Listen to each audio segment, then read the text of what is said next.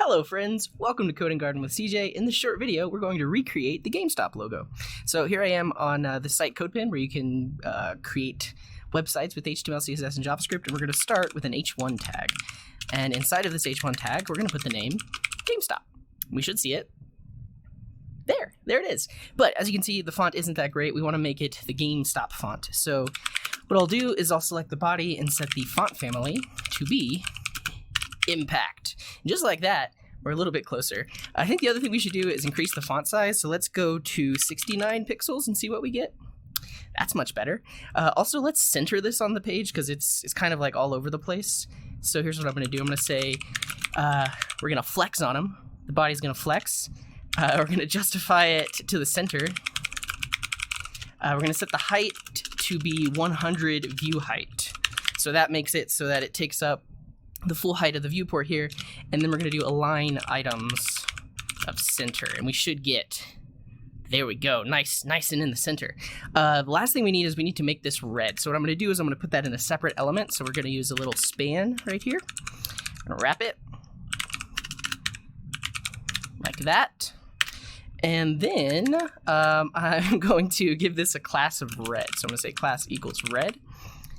And nothing happens because I have to create that class. So in my CSS, create a class called red, set the color to red, and there we go. We have the GameStop logo. A little bonus for you. Let's add some JavaScript. So what I want it to happen is when I click on GameStop, something should happen. So I'm going to write some JavaScript now that first selects the logo. So we'll do that like this.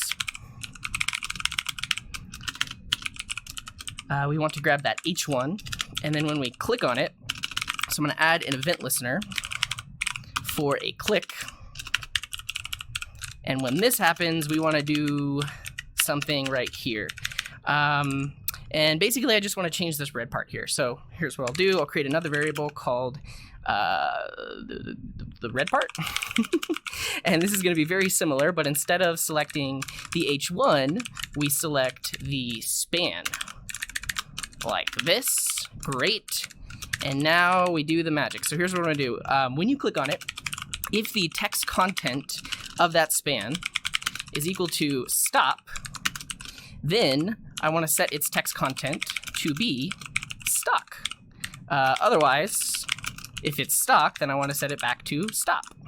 So put that here.